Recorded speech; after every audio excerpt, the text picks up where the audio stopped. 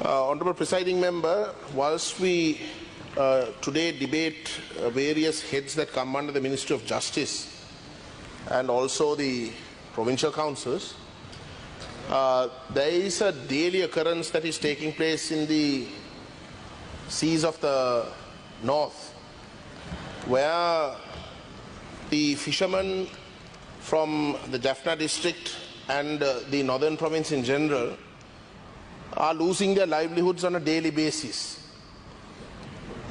People from outside those waters are coming and they are using illegal fishing means, and they are literally destroying the livelihoods of the fishermen of the northern province.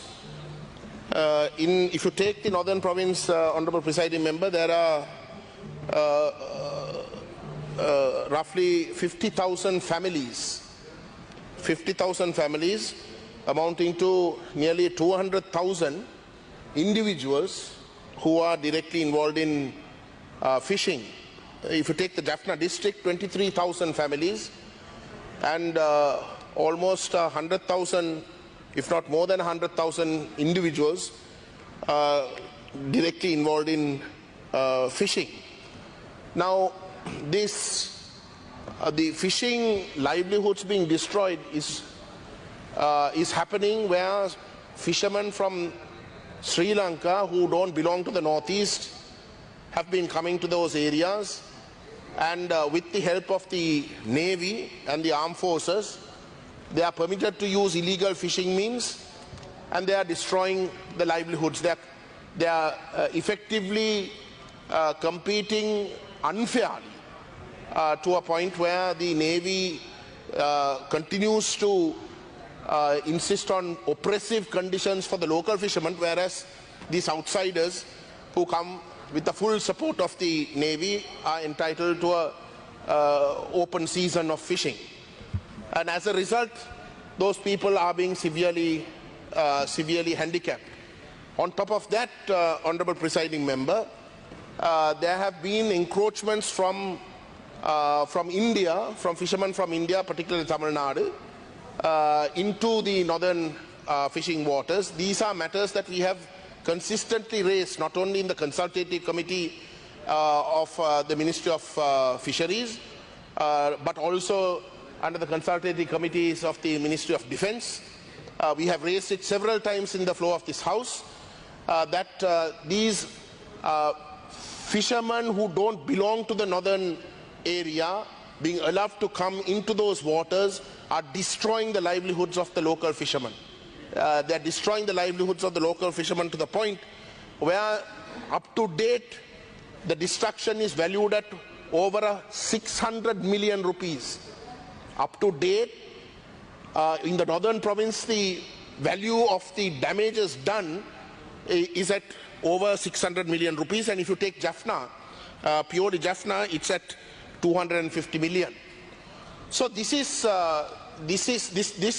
situation cannot continue, Honourable Presiding Member, and we directly blame the Sri Lankan government for deliberately allowing this situation to persist.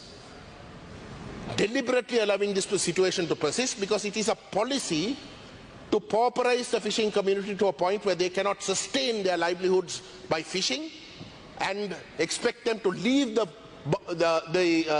coastline so that those areas can be colonized. This is happening at a time when the fisheries minister, the minister in charge of fisheries, the subject minister, is a man who claims to be elected from the north. A man who claims to get elected from the people of the north, from Jaffna, people's votes. Whilst he sits in the front benches of this government, this disaster is taking place. Can you imagine the anger that the people, the fisher folk in the north are facing? They elected a person to go and fight for them on behalf of them and to secure their rights in this government, and that man can't do a thing. He can't do a thing because he's overruled, or he himself is such a backboneless fellow that he has to get together with the military and carry on an agenda that destroys the very livelihoods of the people who voted for him. That is the situation that the people of the northern fisherfolk are facing. They have been consistently protesting. We, in fact, Honourable Presiding Member, wanted an adjournment debate. My colleague, Mr. Selvaraja Gajendran, asked for an adjournment debate yesterday. The chief opposition whip was good enough to, in fact, allocate that time yesterday for the debate to take place. But because of the way in which the adjournment debate subject, the motion was eventually finalized, the Indian High Commission felt that we were in some way trying to accuse them as well, and they asked us to withdraw the statement, and they gave us an assurance that regardless of what the Sri Lankan Navy does, they realize that the situation has reached a climax, it's reached a crisis situation, and that they have decided on their own accord to take steps to prevent Indian fishermen from encroaching. A foreign country can contact us and give us that assurance and ask us to defer a motion, but this government who claim and who in fact are ultimately responsible for the fishermen of the north cannot give us those assurances. Cannot give us those assurances, and a disgraceful minister of fishing continues to sit as a cabinet minister and a frontbench minister, despite the fact that his own government refuses to give those assurances. This is not to blame anybody else. The Navy today continues to be in the Northeast without the consent of the people of the Northeast. They are an occupying force. They are an occupying force, literally, Honourable Presiding Member, because they are occupying our private land. They confiscate our own land, and they are there. They maintain a presence. They harass us. They accuse us for all the wrong things. They harass us in the high seas, saying that they ask us for various passes and various proofs to allow us to continue to fish in our own waters, but they can't prevent foreign fishermen from encroaching and destroying our assets. Why are they there? For what purpose are they there? If they are there deliberately to allow these foreign forces and outsiders from the Northeast to come in and destroy the livelihoods of the fishermen of the Northeast, then they are there only for one purpose: to pauperize the fishing community, to destroy the economy to such an extent that they in fact leave the land that gives them an opportunity to fish so that others can come and colonize. It's a systematic genocidal agenda that this government is pursuing, and that must be placed on record. This is something that we have repeatedly brought up, and we will say it again.